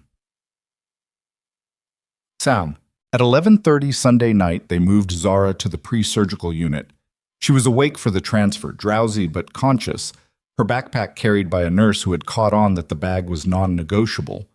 The pre-surgical room was smaller and had different equipment and a different quality of quiet, a readiness to it, everything arranged in preparation for something that would happen in a specific number of hours. Zara looked at the room and looked at Aaliyah and said, "Mom, I need to tell you something." Aaliyah leaned close. "What, baby?" Zara's voice was quiet and slightly blurred with tiredness. "I'm not actually that scared," she said. "I just said that earlier so you wouldn't worry that I wasn't scared enough, because I know that would worry you too." Aaliyah made a sound that was not quite a laugh and not quite crying, and was somehow both. "You're 9 years old," she said. "Almost 10, Zara said. "Almost 10. Aaliyah smoothed her daughter's hair back. "Go to sleep." Zara's eyes moved to Jae-min. She looked at him with those precise dark eyes that were half his and half something entirely her own. "I'm glad you came," she said, "even if it took a long time." He sat on the edge of the chair beside her bed. "I'm sorry it took a long time," he said. "It's okay," she said, in the way children say things that they mean completely and without calculation. "You're here now." She fell asleep within minutes. Jaemin sat in the chair beside her bed, and Aaliyah sat on the other side, and the pre-surgical unit was very quiet around them, and neither of them spoke for a long time. At some point, Aaliyah said quietly, "Jaemin." He looked at her across the bed where their daughter was sleeping. "Thank you," she said. Just that. The two words stripped of everything except what they were. He nodded. They sat in the silence of the room, and outside the window, the Houston night was doing whatever Houston nights did. Enormous and dark and indifferent, the city running on its own logic below them. And between the two chairs, in the bed, Zara breathed in the slow, even rhythm of a child who had decided, with complete practical confidence, that morning was coming, and her parents would both be there when it arrived. 5:15 in the morning. The pre-surgical team arrived and began their preparations with the brisk, organized efficiency of people for whom this sequence was daily and precise. Zara was awake, quiet, compliant. She let them do what they needed to do. She held Aaliyah's hand until the point where she couldn't anymore. And then she looked at the ceiling with the expression of someone who has decided to be calm through an act of sustained will. At 5:55, an orderly came to move her. Aaliyah leaned down and held her daughter's face in her hands and looked at her. "Mom," Zara said, "you're going to mess up my hair." "I don't care about your hair." "I know. I'm just saying." Aaliyah kissed her forehead and stepped back. Zara looked at Jae-min. He leaned down, and he was not a man who had practice at this, at the specific gesture of a father's goodbye to a child before something serious, but he put his hand against her cheek, and she put her small hand over his, and he said, "I'll be right here." "I know," she said. "You already said." They wheeled her out. The door swung closed behind the orderly and the gurney and his daughter, and the pre-surgical room was suddenly just a room, and Jae-min and Aaliyah were standing on opposite sides of the empty bed, looking at each other. Aaliyah's hands were at her sides and her jaw was working, and her eyes were doing something she was not going to let become anything more than what it was. And Jae-min crossed the room, and he did not ask permission, and he put his arms around her, and she stood rigid for exactly 2 seconds, and then something in her gave all the way, and she pressed her face against his shoulder and breathed in the ragged, effortful way of someone who has been holding something at bay for a very long time. He held on. Outside the room, the hospital was shifting into the particular mode of early Monday morning. The day shift arriving, the cafeteria opening, the ordinary machinery of a building where serious things happened and life continued anyway around them. In operating room 3 on the 6th floor, a team of 11 people were moving through their setup checklist with the focused precision of those entrusted with the most specific and delicate kind of work. Jae-min stood in the empty pre-surgical room, holding the mother of his daughter, and his phone buzzed once in his pocket. Han, probably, or his father, or someone in Seoul who needed an answer to something that had been the most important thing in the world 72 hours ago. He did not move. And then Aaliyah pulled back and looked up at him, with her face wrecked and her eyes clear, and said, "I need you to know something." He waited. "I never stopped." She stopped. She pressed her lips together. She looked at him with everything she had spent 11 years building walls around and said, "I tried. I tried very hard to stop, and I couldn't." The room was entirely still. "I know," he said. "Neither could I." She looked at him for one long moment, and then she stepped back and straightened her jacket and said, "Okay, come on. The surgical waiting room is on 6, and walked toward the door, and he followed her into the corridor where the morning was already underway, and somewhere above them, a surgical team was making the first precise incision into the chest of a 9-year-old girl who had spent 3 years keeping a scrapbook because she had not known what else to do with the knowledge that her father existed, and the next 4 to 6 hours were going to be the longest either of them had ever lived through, and they were going to live through them together. And in the 6th floor surgical waiting room, when they walked in, Kwon Dae-jung was already seated in a chair by the window. And beside him just arrived, her white hair precise, and her posture upright, and her hands folded in her lap with the stillness of someone who has flown through the night to be in a specific place at a specific moment, was Kwon Mi-suk. Aaliyah stopped walking. Kwon Mi-suk looked at her. And for the first time in 11 years, the woman who had destroyed Aaliyah Brooks's life looked at her without the certainty of someone who believed they had done the right thing. And what was in her face instead was something that had no armor left around it at all. Jae-min stood between them in the waiting room doorway and felt the entire weight of the last 11 years compress into the silence of the next 10 seconds, waiting to see what Aaliyah was going to do. Aaliyah stood in the doorway of the 6th floor surgical waiting room and did not move. Kwon Mi-suk did not move either. She sat in the chair by the window with her hands folded and her white hair precise, and her face carrying something that had no name in any language Aaliyah spoke, because it was the specific expression of a person who has arrived at the end of a long certainty and found nothing on the other side of it except the damage the certainty had caused. Jae-min was beside Aaliyah. He did not speak. He had positioned himself in the specific way of a man who was present as a witness and not as an intermediary, because he understood, had understood since the parking garage, maybe earlier, maybe always, that there were things between these two women that his presence could not resolve and his absence could not protect anyone from. Sandra was in the corner chair. She had arrived before any of them, apparently, and she sat with her coffee and her composure and watched the doorway with the patient attention of a woman who had seen this moment coming for 11 years and had opinions about it that she was, for now, keeping to herself. Kwon Dae-jung stood near his mother's chair. He looked at his son with an expression that asked nothing and offered nothing and simply acknowledged that whatever happened next was happening. Aaliyah walked into the room. She chose a chair on the far side, not near the window, not near Kwon Mi-suk, but not as far as she could have gone either. She sat down. She put her bag on the floor beside the chair and her hands in her lap, and she looked at the far wall where a generic landscape print hung in a metal frame. The kind of art hospitals put on walls to give people somewhere to rest their eyes when they cannot look at each other. Jae-min sat beside her. The room was quiet for approximately 4 minutes.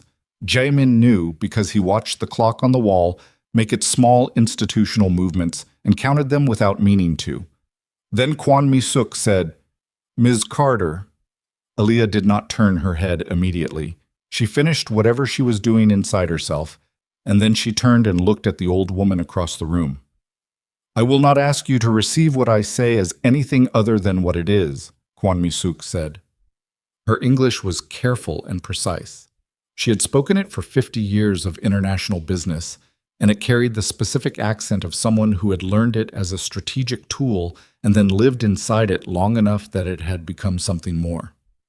I am not here to defend what I did. I am not here to explain it in terms that make it more bearable. I am here because my great-granddaughter is in an operating room and I am old enough to understand that there are things I will not be able to say if I wait for a better moment. Aaliyah said nothing. I told myself, Kwon Mi-suk continued, for 11 years, that I had made a difficult decision in difficult circumstances and that it was the correct one. I told myself that the Kwon family required a specific kind of continuity and that you represented a disruption to that continuity. I told myself that Jae-min would recover. She paused. The pause was not theatrical. It was the pause of a person choosing whether to go further down a road they have started on and deciding they have no choice. I told myself the child did not change anything, because I had already made the decision and reversing it would require admitting that the decision had been wrong. She looked at her hands for a moment. I watched my grandson for 10 years become a man who trusted no one and felt nothing and built an empire with absolute efficiency and no interior life. And I told myself that was strength. That was the Kwon way. Her voice was steady, but it had a quality to it like something very old being handled carefully because it might not survive rough treatment. What I was watching was a man I had hollowed out. The landscape print on the wall, the clock, the small sounds of the hospital continuing around them. "What you did to me," Aaliyah said, and her voice was not loud and it was not shaking, but it had a density to it, a compression, the voice of a person who has been saving specific words for a specific moment, was not a difficult decision in difficult circumstances. I was 23 years old, and I was pregnant and alone in a country where I knew almost no one. And 2 people came to my apartment and told me the man I loved had already agreed to sell me out. They showed me documents. They made me believe that everything I thought was real had been a calculation. She paused. I got on a plane. I went back to my mother's house. I sat in my childhood bedroom and I tried to understand how I had been stupid enough to believe that someone like Jae-min Kwon had actually loved me. She looked at the old woman. It took me 2 years to stop blaming myself. 2 years. And by then I had a 1-year-old daughter and a business I was building from scratch. And I did not have the luxury of falling apart, so I didn't. I just kept moving. Kwon Mi-suk was looking at her with complete attention. I don't know what you want from me, Aaliyah said. I don't know what you think I can give you, but I want you to know what it actually cost. Not the version where it was a difficult decision.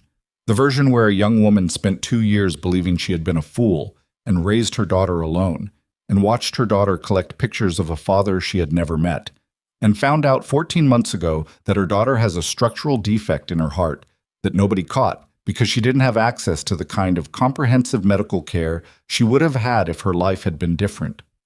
Her voice did not rise. If anything, it got quieter and more precise. I want you to know the specific shape of what you took. The room was very still. Kwon Mi-suk said, I know it. Do you? Yes.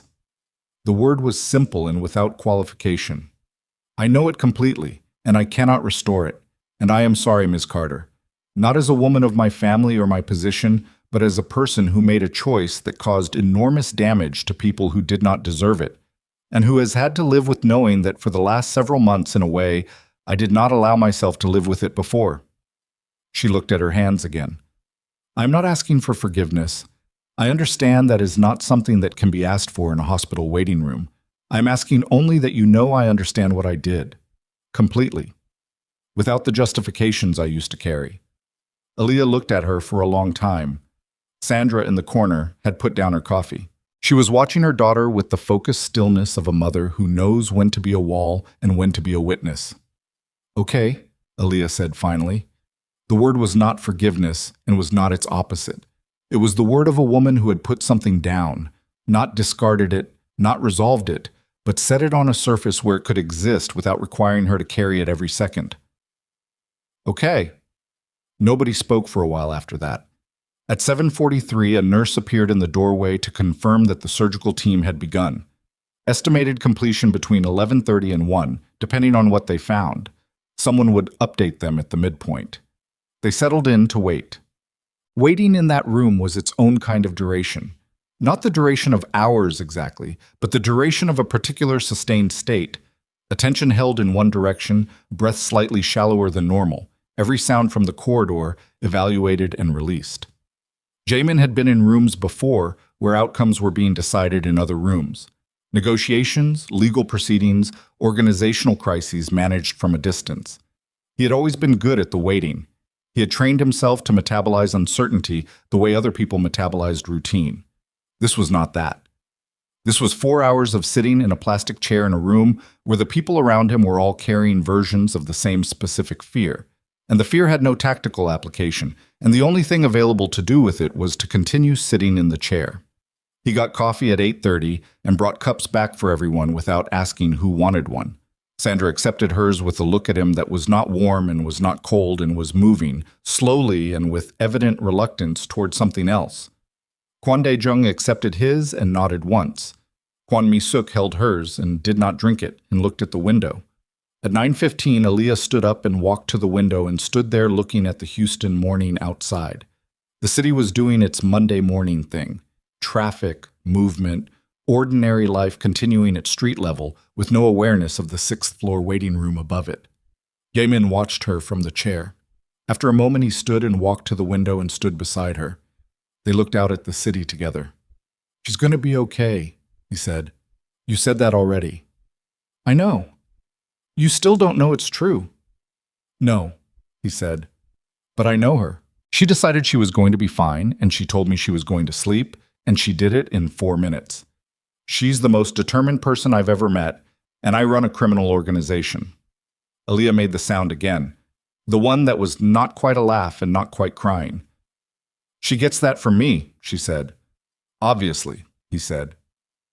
She looked at him sideways. The corner of her mouth moved.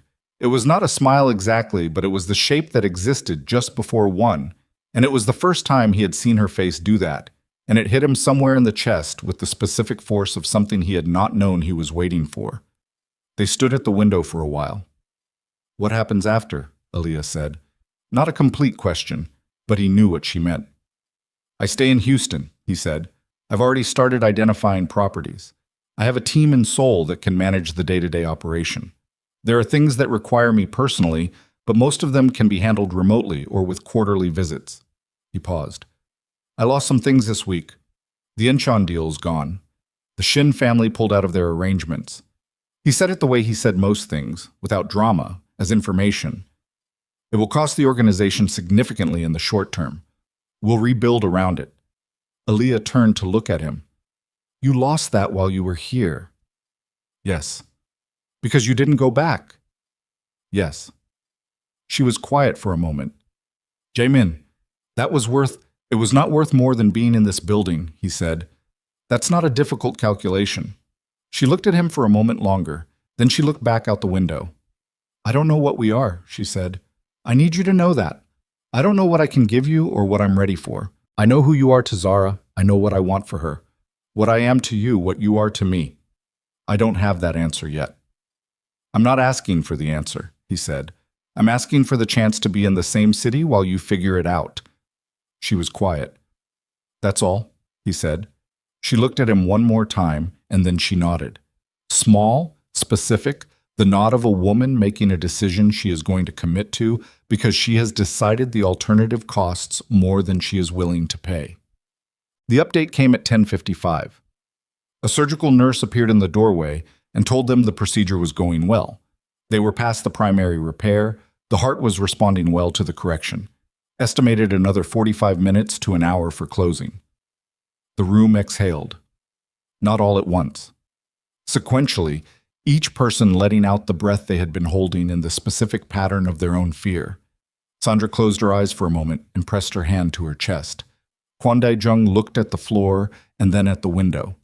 Kwon Mi-suk was still and said nothing, but something in the set of her shoulders changed.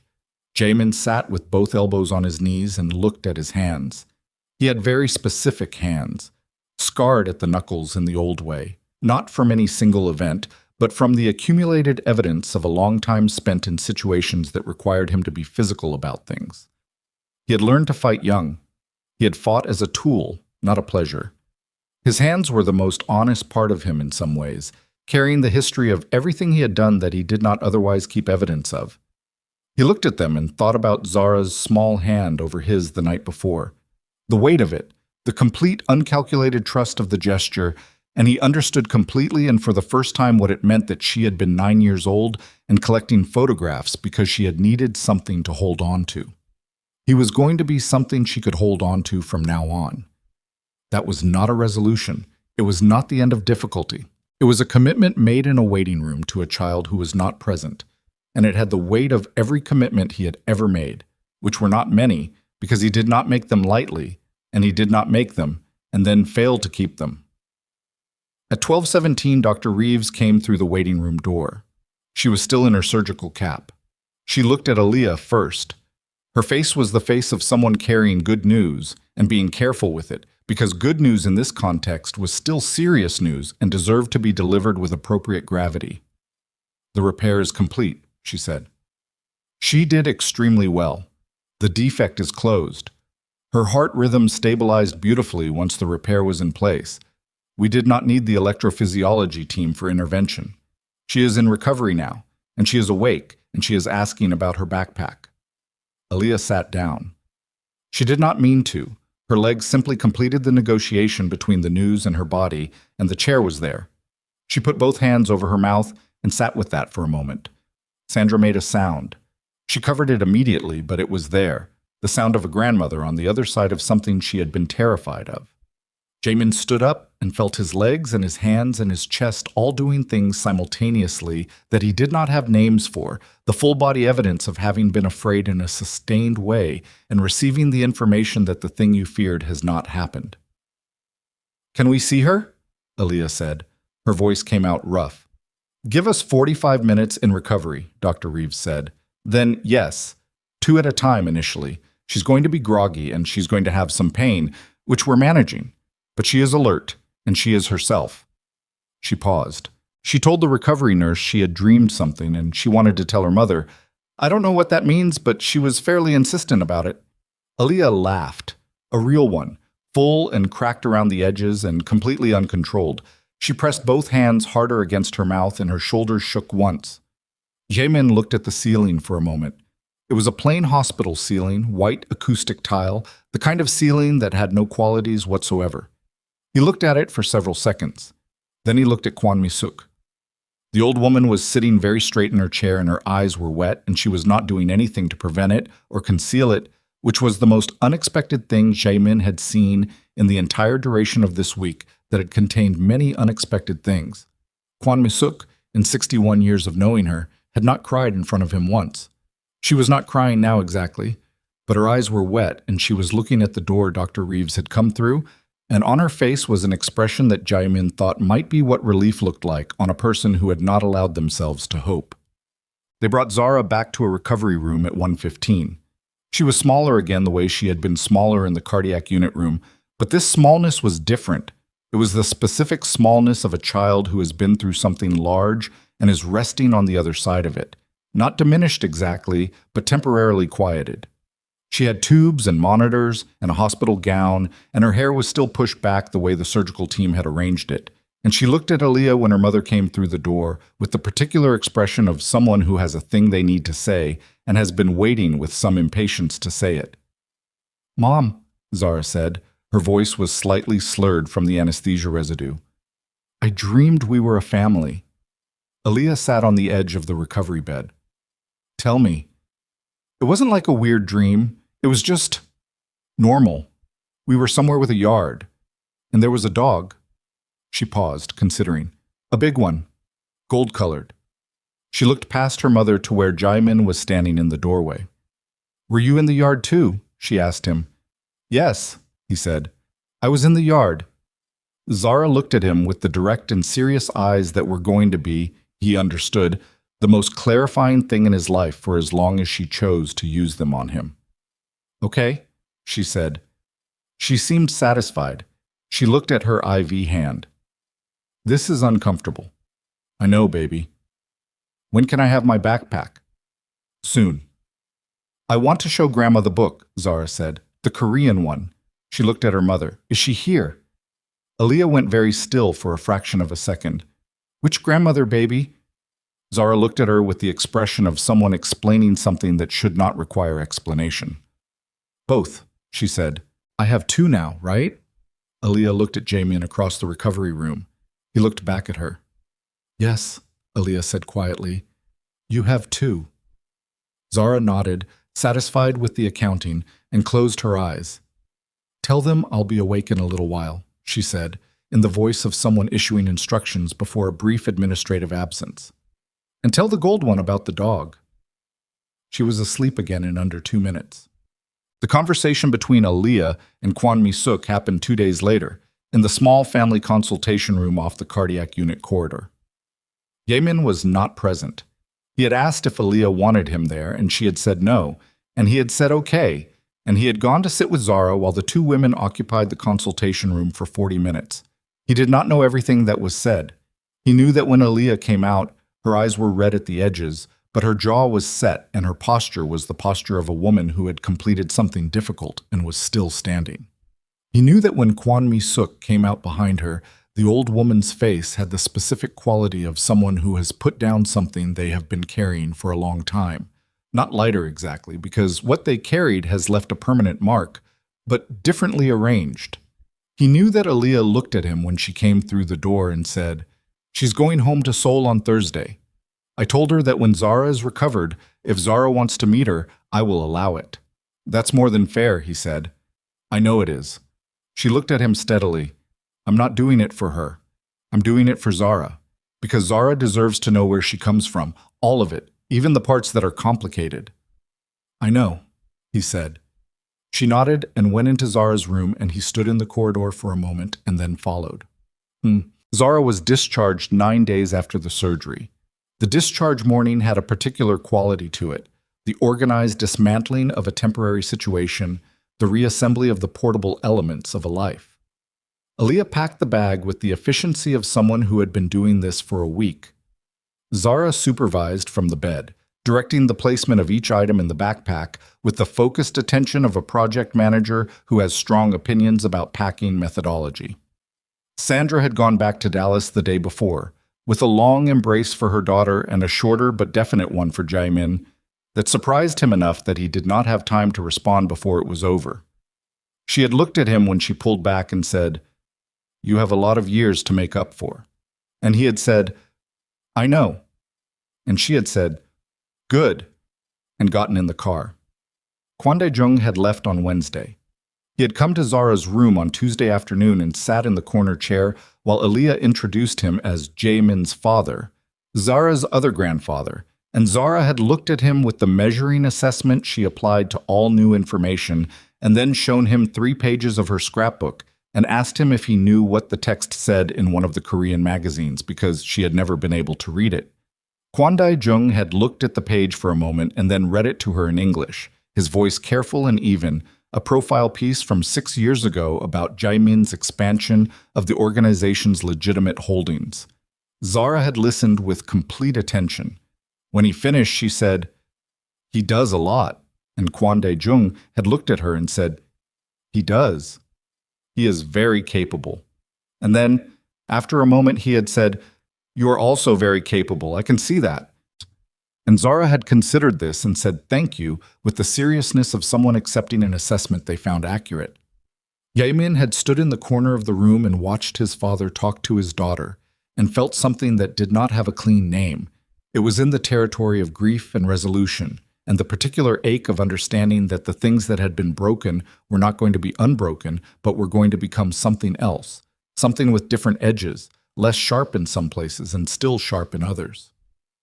On discharge morning, when the nurse brought the final paperwork, Zara looked at Jaemin and said, Are you coming to the house? If your mom says yes, he said. Zara looked at Aaliyah. Mom. Aaliyah was signing the discharge forms. Yes, she said without looking up. Zara looked back at Jaemin with the satisfied expression of someone whose logistical arrangements have come together correctly. Okay, she said. I want to show you my room. I have more pictures, not in the book, on my wall. I'd like to see them, he said. Aaliyah's house was a craftsman bungalow in a quiet part of Midtown Houston, with a front porch and a live oak tree in the yard whose roots had started making opinions known about the front walkway. Inside it was the specific organized warmth of a home that had been built around a child. Drawings on the refrigerator, a collection of interesting rocks on the windowsill above the kitchen sink, a small pile of library books on the coffee table in various states of being read. Zara gave him the tour with the proprietary confidence of a host who is proud of their establishment. Her room had a blue accent wall and a desk with 3 containers of markers organized by color, and yes, a section of wall beside her window where photographs had been printed and pinned with small colored tacks in a loose arrangement that was not quite a grid. He stood in front of it and looked at the images. Some he recognized from the scrapbook, some he hadn't seen, and in the center of the arrangement, slightly larger than the others, a photograph he did not recognize at all. It took him a moment to understand what it was. It was a screenshot printed on regular paper from what appeared to be a blurry security camera image taken at a public event in Seoul several years ago. In the image, he was turned slightly away from the camera, and the quality was poor, but there was something in the angle of it, something particular about the way he was standing. That made the image feel more personal than the professional photographs around it, more real. "Where did you get that one?" he said. "A blog," Zara said. She stood beside him looking at the wall. "Someone at an event took it on their phone and posted it. I don't know who. I found it when I was searching."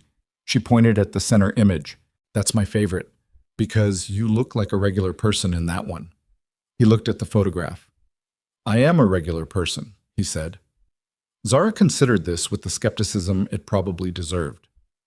"Mostly," she said. He looked at the wall, at the collected evidence of 3 years of a child's sustained attention toward a man she had never met. He thought about the parking garage and the scrapbook on the park bench and the recovery room, an encase and the specific weight of a small hand placed over his. "Zara," he said. "Yeah. I'm going to find a house in Houston, close to here, and I'm going to be around, not just visiting, around." He looked at her. "Is that okay with you?" She looked at him with those precise dark eyes, his eyes, carrying some quality that was entirely her own. "I already said yes when you asked me at the park," she said. "I know. I wanted to say it again." She nodded as though confirming that the repetition was acceptable and the information remained consistent. Then she went to her desk and picked up a purple marker and said, "Sit down.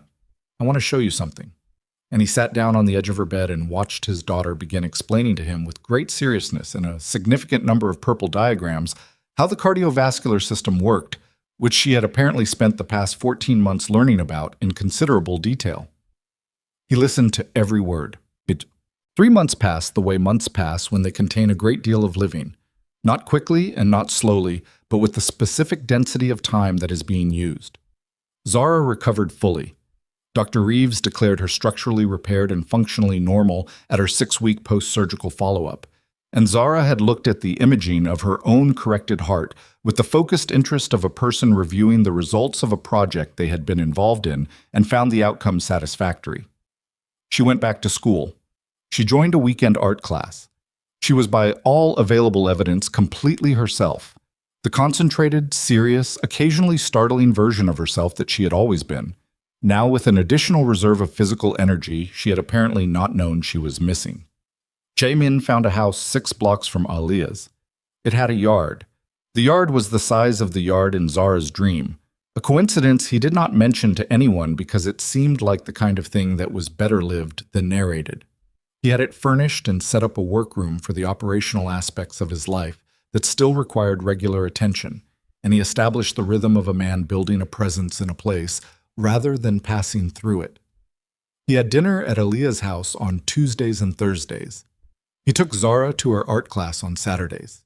He was learning Houston by driving it, the specific logic of the freeways, the neighborhoods that shifted character across a single intersection, the way the city expanded in all directions simultaneously without apparent concern for whether the expansion was logical.